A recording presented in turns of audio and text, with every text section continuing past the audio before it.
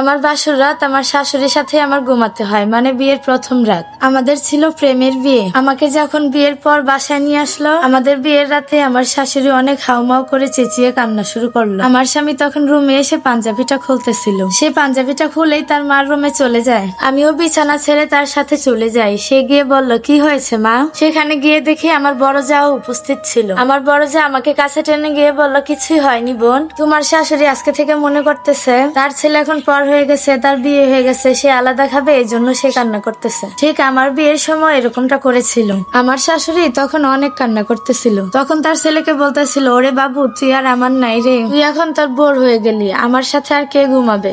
আমার স্বামী হলো আমার শাশুড়ির ছোট ছেলে, তাকে ছাড়া আমার শাশুড়ি ঘুমাতে পারে না। সাথে সাথে আমার স্বামী বলে উঠলো, কান্না করো না মা, তোমার শরীর খারাপ হয়ে যাবে, আমি তোমার সাথে ঘুমাবো। আমার শাশুড়ি পাল্টা জবাব দিল, আমার শরীর খারাপ হলে কি তুই আর আমাকে দেখবি? তুই তো এখন তোর বোর হয়ে গেছিস। আমার স্বামী যখন বললো আমি আমার বোর সাথে ঘুমাবো না, তোমার সাথেই ঘুমাবো, তখন আমার শাশুড়ি দেখি ঠান্ডা হয়ে গেল। তখন আর চিৎকার চেঁচামেচি নাই। এটা দেখে আমার খুবই মন খারাপ হয়ে গেল। তখন আমি রুমে চলে আসি। তখন আমার সাথে সাথে আমার বড় যাও আমার সাথে এসেছিল। তখন আমার বড় যা আমাকে বললো, এরকম করো না বোন, এগুলা মানুষকেও বলা যাবে না। আমার স্বামী এবং তোমার স্বামী দুজনই মা ভক্ত, মা যা বলে তাই শোনে। তুমি তো প্রেম করে বিয়ে করেছো, হয়তো তোমার দুঃখটা তোমার স্বামী কিছুটা হলেও বুঝবে, কিন্তু আমার তো সেই 9 বছর আগে বিয়ে হয়েছিল পারিবারিক ভাবে। আমাকেও যখন বিয়ে করে আনে, তখন আমার শাশুড়ির অজাত কান্নাকাটির জন্য তোমার ভাসুরের হাতে আমি কয়বার যে মায়ের খেয়েছি, এটা আমি এতদিনে ভুলে গিয়েছি। স্বামীকে হাতে রেখো, না হলে আমার মতোই অবস্থা হবে। কথাগুলো বলার পর আমার বড় যা তাড়াহুড়ো করে আমার রুম থেকে বেরিয়ে গেল।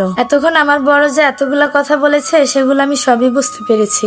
আমি যা বুঝতে পারলাম যে অতিরিক্ত মা ভক্ত ছেলের কাছে এসে আমি পড়েছি। এরপর ঘন্টা 2 পরে আমার শাশুড়ি একটা বালিশ নিয়ে আসলো আমার রুমে। এসে সে আমাকে ডান পাশে, তার ছেলেকে বাম পাশে রেখে মাঝখানে সে ঘুমালো। ঘুমানোর আগে আমার শাশুড়ি বলল, তাড়াতাড়ি ঘুমিয়ে যাও, সকালে তোমাকে অনেকে দেখতে আসবে। যাই হোক, আমি সবকিছু মেনে নিলাম। পরের দিন আমার বাপের বাড়ি থেকে লোক এসেছিল আমাদেরকে নিয়ে যাওয়ার জন্য। ঠিক সেই সময় আমার শাশুড়ি আবার অসুস্থ হয়ে পড়ল। তার পায়ে অনেক বাতের ব্যথা উঠল। আমি কিন্তু ঠিকই বুঝতে পেরেছিলাম আমার শাশুড়িটা বান করতেছিল, কিন্তু বুঝলো না আমার স্বামী। আমাদেরকে আমার ভাই এবং দুলাভাই নিতে আসছিল। আমি তাদের সাথে আমার বাপের বাড়িতে আমি চলে গেলাম। বিয়ের 4 দিন পরেও আমার স্বামী আমাকে নিতে আসলো না। সে আমাকে ফোন দিয়ে বলল, তুমি একা একা চলে আসো, মা খুবই অসুস্থ। আর বড় জায়ের কাছ থেকে শুনলাম তার তেমন কোনো কিছুই হয়নি, পায়ে আগে থেকে একটু বাতের ব্যথা ছিল, সেটাই। আমার বাবার বাড়ি থেকে শ্বশুর বাড়িতে যেতে 3 ঘন্টা সময় লাগতো, অনেকটা সময় জার্নি করতে হতো। তো আমার বাবার বাড়ির লোকেরা অনেকেই ছি ছি বলতেছিল, কারণ আমি নিজের পছন্দে বিয়েটা করেছিলাম। দেখে শুনে বিয়ে করেই যদি আমার এই অবস্থা হয়, তাহলে তো